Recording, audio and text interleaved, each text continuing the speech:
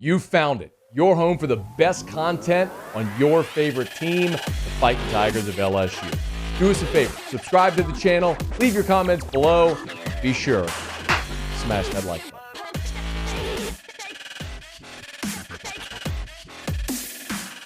One of the sort of disappointing things that happened today is that we learned where Jake and Max Johnson very likely are going to spend their college careers. Of course, Max Johnson has started 14 games at LSU over the last 2 seasons. Earlier this month, he entered the transfer portal. His brother, Jake, the 5-star number 1 tight end prospect in the country, decommitted the same day that Max entered the transfer portal. It's been known that those two wanted to play together. There was some thought that they might end up at Florida State, their dad's alma mater. There was a push earlier this week, late last week, at South Carolina that maybe they could end up playing there for Shane Beamer. Ultimately, we learned that Spencer Rattler is headed to South Carolina. So wherever Jake Johnson signed today, it was largely assumed that's where Max Johnson would follow.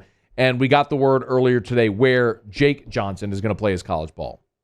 Opportunity to play at the next level. And I'm committed to Texas A&M. So Jake Johnson pledges to Texas A&M. He is now signed with the Aggies as well. 5-star, number 1 tight end in the country. We say this often. As disappointing as it is whenever you lose a commitment, it's exacerbated when you have to play them. The example that we've given so many times over the years is guys, when you look at the late Joe McKnight, for example, when he left John Curtis and didn't sign with LSU, it was very disappointing, but he went to Southern Cal, and you never saw, as an LSU player, you never had to see Joe McKnight while he was at SC. It's really disappointing when Devontae Smith from a meet goes to Alabama and you have to play him every year. That's the tough part. So when you had Jake Johnson committed and he decommits and flips, it's one thing if he ends up at Florida State or Clemson or SC or someplace like that. When he ends up not only in the SEC, but in the SEC West where you got to look at him every year and play him every year, that's obviously even more disappointing. And then the assumption came shortly thereafter, which is that Max is going to follow Jake because those two have said that they want to play together. And as a matter of fact, during that commitment today, Jake Johnson was sitting right next to his brother, his mom, and his dad as he announced Texas A&M. So we are all to assume that Max Johnson's home is going to be Texas A&M. As a matter of fact, Brad Johnson told 247 Sports earlier today that Max is going to announce Thursday. So tomorrow, Max Johnson's going to announce where he's playing. Pretty clear, right? I mean, he was giving his brother the floor today on signing day to have his moment by himself in the spotlight.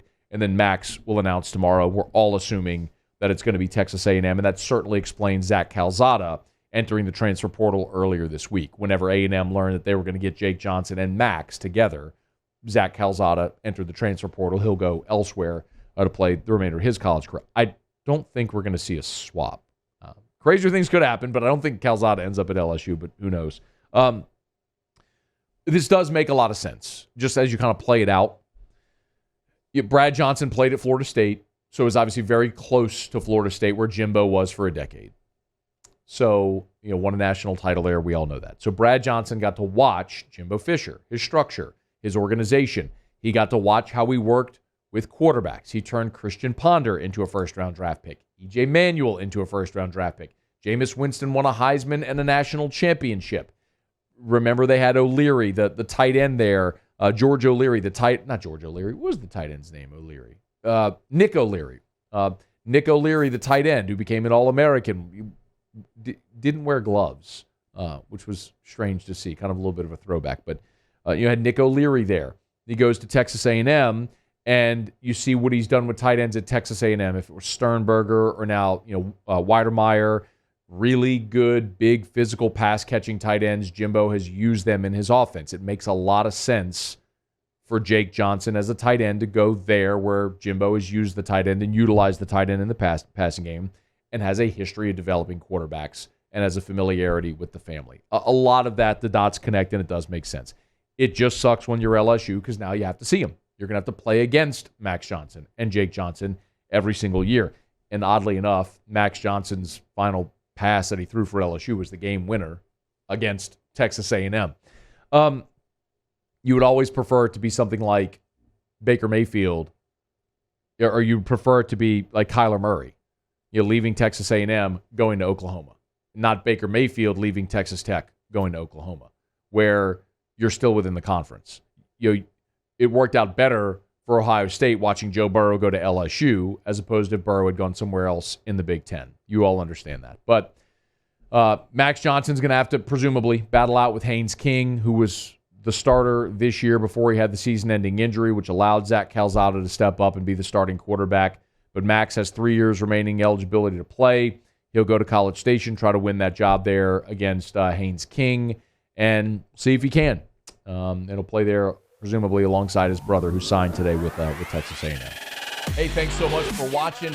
Please leave your comments. I love to interact, and be sure to hit the red subscribe button below.